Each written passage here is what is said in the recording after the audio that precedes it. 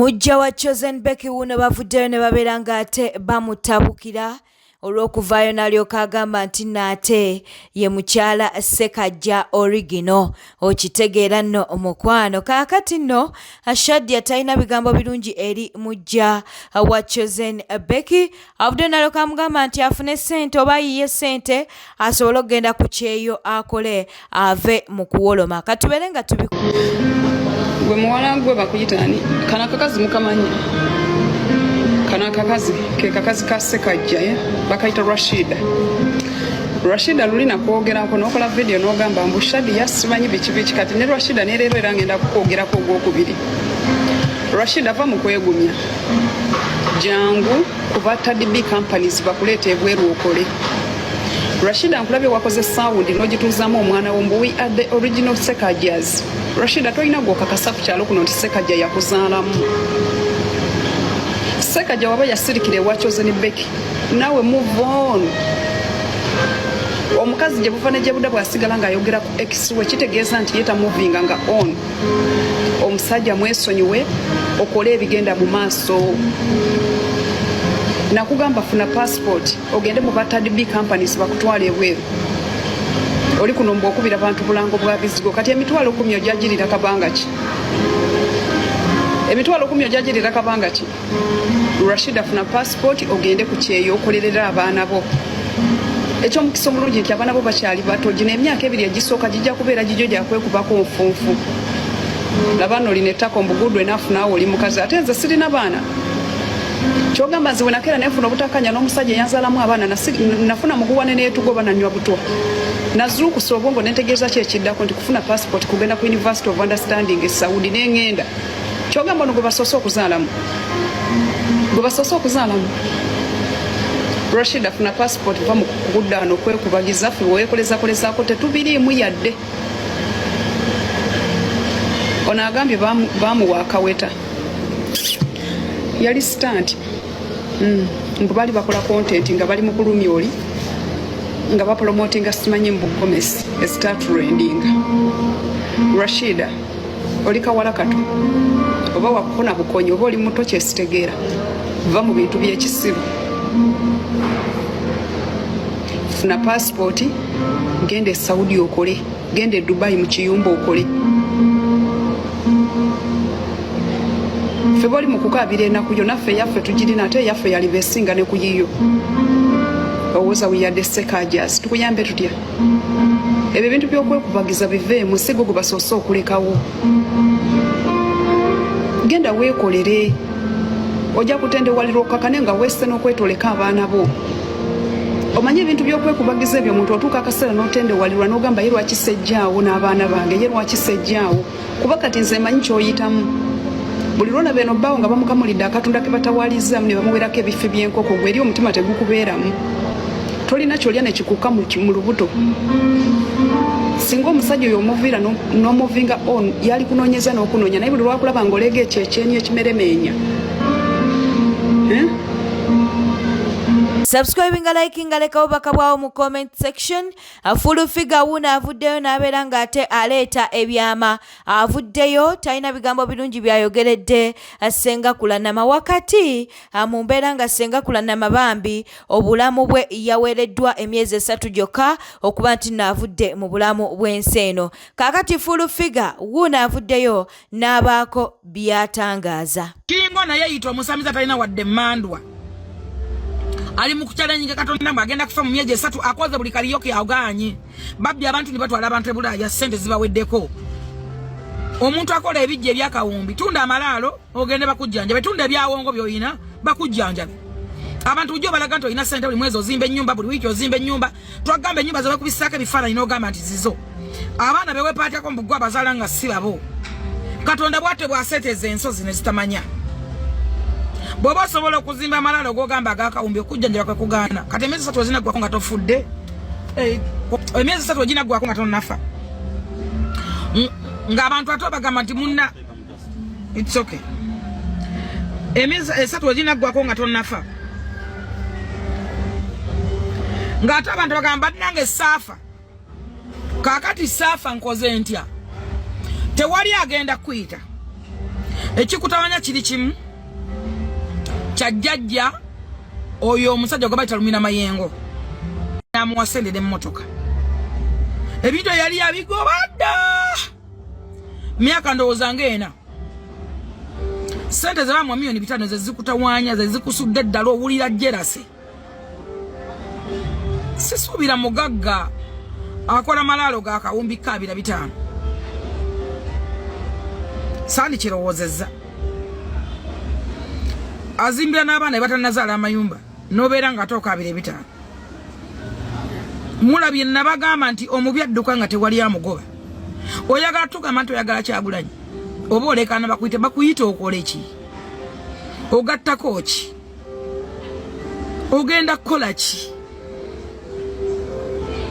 twagamba ng'okola competition ku Mama Fiina kati ensi ogiwulire kutuddemu webaze ne yaleeta filter singa bakola live singa bakola live zeda mu bintu ebikumazeeko emirembe bikanya wanisose kukola mannyo ne gata masamasaga gembwa ge bakuteka bala bagajjamu kwaga kulabisa nnyogo waddenga munange full figure bwate bwayogedde yesenga kulana machage na mu maaso n'okuba nti natuwa updates ajjukira ntino mu mawulire ge twakuwadde ku macha asenga kulana mayo tutegeezeza nti bagenda kubeera nga bamusalako enviiri kubanga alina obujjanjabi ate bw'alina okuba nti nno atandika kaakati nno munnange bwatyo bwafaananye era ng'ali mu ddwaliro akyagenda mu maaso n'okuba nti nno ajjanjabibwa tugende maaso n'okuba nti naate tumusabira akatambi kaakano muri mutya okuvayo mushi ngivuddemu ndi mulamu naye omutwe gwe bagusazeeko enviiri ziweddeko zigadde kabumba nja kuwona ku buyinza bwa Mukama Katonda abesunga lwendifa kale muzisunga ekiribeerawo nja kuwona nkakasa abanjagala mwenna abantu bange benkolagana nabo mu buli bizinesi yonna nongera okubagunya nti nja kuwona Walukaga mu busungu obw'ekitalo yavuddeyo nalyoka agamba nti nno ssentebe w'akakiiko k'ebyokulonda bya Bakama amwagaliza okufa bw'atyo bwe yavuddeyo n'abeera ng'ate ategeeza kaakati nno waliwo abavuddeyo ne babeera nga bamwanukula wabula nninda lumuntu aba bya Bakama balifa ddi ne banne of course simwagaliza kirungi na kimu era bya Bakama n'afa nze sinywa mwenge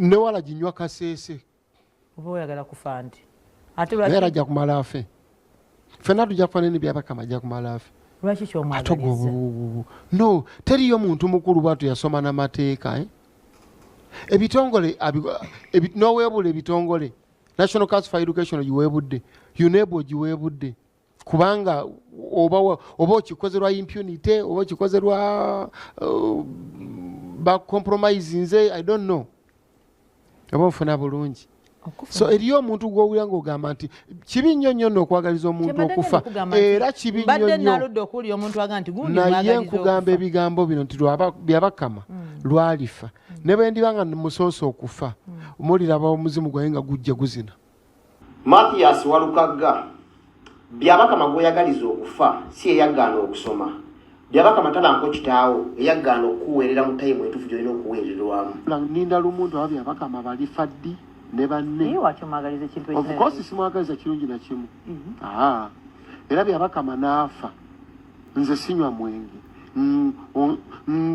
newala ginywa kaseese oba oyagala kufa nti era ajja kumala afe ffenna tujja kufa neni bya Bakama ajja kumala afe lwaki kyomwagaliza no teriyo muntu mukulu bwatu yasoma n'amateeka ebitongole noweebula ebitongole National Council for Education giweebudde UNEB giweebudde kubanga oba okikoze lwa impunity oba okikoze lwa Mathias Walukaga nga tonayagaliza bya Bakama kufa weke nnyini sooka okulimira bazaddebo abaagala okuweerera weke nnyini weekulimire into afuna ssente ng'okyali n'ogaana okudda ku ssomero. Ekyokubiri, w'ogamba nti ebitongole bya gavumenti nga National Council for Higher Education yagicompromising, National Council for Higher Education yagende mu kkooti evunaane by'abakama, oba National Council of Sports yalize mu kkooti n'ekuwolereza UNEB gitwale mu kkooti oba etwale by'abakama mu kkooti. If not, yo kennyini UNEB yali badde ejja mu kkooti n'ekuwolereza. So musajja mukulu lekera okukolima. Just do one thing. Dayo kusomero osome. Dayo kusomero osome. Abantu abasoma nga bawayiswa mufumbiro bali mu makomera ne baba nominatinga. Bawayiswa mufumbiro ali mukomera ne baba nominatinga. Jole sonyo ali nominated. Bonna abasoma bali nominated. So lekera ogamba abantu nti gwa talifa nawe ogenda kufa. Kola ekintu kimu kasitoli mu kusoma 2031 ekyaliyo. Ye President wa Nuupu Robert Kyagulanyi Ssentamu ku nsonga za Mathias Walukaga bw'ati bw'agambye. Honorable Mathias Walukaga gutwawa ticket. Era ng'alina ebisaanizo byonna. Era mu mateeka ag'akakiiko ak'ekuntiko ak'ebyenjigiriza n'amateeka agafuga eggwanga, Walukaga atuukiridde okwesimbawo. Okubeera omubaka wa Busiro East. Walukaga ali ku university. Kigeza obwetaavu bwa senior 6 yali yabuyitako dda era ebiwandiiko nga bwe byayogera. Naye mwami by'abakama n'akakiiko ke ebyogoberera amateeka kabivaako dda era nga bwe nagambye nsike kali mitambo egy'okulonda kuno kubanga Lwashande yakoma mu Pitu ali mu race ne Walukaga ali ku university tali mu race n'abalala bafaanana bwe batu n'ekyokulabirako ekirala wakirabye Makindye bwe meya. So bye bakola byonna babikola mu bukyamu. Bwe babikola mu bukyamu bwe badenominatinga Walukaga kitegeeza tetulina candidate. Awo wembadde nzija. What's your take? Naye Walukaga ye candidate waffe era ye MP waffe. Ate omuntu bwe tumukwasa flag yabeera omukulembeze waffe mu constituency. Fe obukulembeze tetugaba bwa Museveni nti bwa kigumaza. No, abano obukulembeze obwo. Era abano obuvunaanyizibwa tukulembera. Kakati Honorable Walukaga kubeera mpuliziganya naye. Byako bw'abaakola okusalawo konna aneebuuzaako. Nangamba Mr. President nsaba ekibiina kinzikirize. Neekenneenye bakandidate abalala abayinza otufaanana tulabe gwenyinza okwatagana naye. Ye nga candidate ng'omuntu. Kubanga ffe ekibiina endosinga candidate gwe taendosinze officially. Kiba kikulu nnyo ensi netulaba nti tugoberera bye muba mugoberera ng'ekibiina. Tukkirizaamu ng'ekibiina. Naye ate era mu ngeri emu ondabye nga ngenda eyo gye tutalina candidate ne endosinga ab'enkyukakyuka ono wa PFF. Nalabako ng'oendosinga wa PFF mu Western Region. Yes. N'abalala ab'enjawulo. So should we expect independent nga tutulinawo candidate naye ng'oba awafaanaganya endowooza naffe. So should we expect you era okwendosinga Magoola wadde tali ku kabonero kaffe ak'Umbrella? Well, tujja kuba guided ne Honorable Walukaga. Sammy the Mighty naye wuuno avuddeyo n'abaako byayogera oluvannyuma lw'ebbanga eppanvu. Katubeere nga tukuwa akatambi kano. Saamu weesonyiwa ebyobufuzi laba gye bikutuusizza. Ofuuse masiikiinirwa byabufuzi. Buli lwe bakusiba ensi ekwerabira abaana bo be babonaabona maama wo yadaaga. Ffe abamu tubadde tumanyi kumanya nti baakusiba. Saamu akanaafa tekawulira ng'ombe weesonyiwa ebyobufuzi odde mu komedi wo. Amazima. Leero olunaku lwakuno okuva banta. Ezo ze komenti ezijjudde mu inbox zange. Mwebale kunyolwa nga nnyolwa. Mwebale kulumwa nga nnumwa. Era mbeebaza mwenna abayimiridde nange mu kaseera kano ak'okugezesebwa oba akagathmini obulumi bw'empitamu. Mwebale nnyo mwebalire ddala. Amazima ngenda kwesonyiwa ebyobufuzi. Era gwansindikira message beera mugumu nti amazima okunnumirirwako nkwapreciatinga.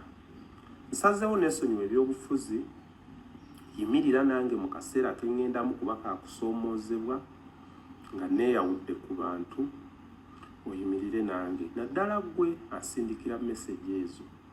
Okwate essimu y'okubire ku baana bo, weekubirize okubire nnyoko ne baganda bo ne mikwano gyo ennaku z'omwezi nga 15 bampeere Kyagulanyi akalulu afuuke omukulembeze wa Uganda alindaba mu by'obufuzi. Njogera sitya gwe ntya Katonda agenda okuddamu okundaba mu by'obufuzi nga Museveni tumugobye n'abaako ekikyamu. Mu wiiki eno mwe tulaga nga 15 kwata akalulu nkwegayiridde muvubuka munnange okampeere Kyagulanyi ab'omukulembeze wa Uganda. Olwo bye namusuubiza nti ngenda yimirira naye nga tuli mu kuziika Frank, endagaano wengendo gimenyerawo. Wana amalobera omukulembeze nze ngenda bivaako nzira eno saasoma nti nenoonya mulimu nedda. Ngenda kudda eno banzira mu komedi banzira wa ekirungi nalokoka ngenda buulira njiri. Neesonyiwa ebyobufuzi siriddamu na kubyogerako. Nkola nammwe endagaano nga Katonda gye yakola ne Sodoma nga amaze okuzikiriza ensi eyo n'ateekawo akabonero ka musoko okumujjukiza ekire ky'enkuba ekitaliddamu. Nange w'olonda Kyagulanyi nkola naawe endagaano toliddayo kundaba mu byabufuzi. Nnaku z'omwezi nga 15 veewaka kwata akakongeko genda olonde Kyagulanyi. Bwete tambudde badde mulabi mulungi alakwekumira ku Newspark channel. Kankusobere ngo subscribinga, olikinga n'okuleka obubaka bwawo mu comment section. Beera bulungi, weeraba.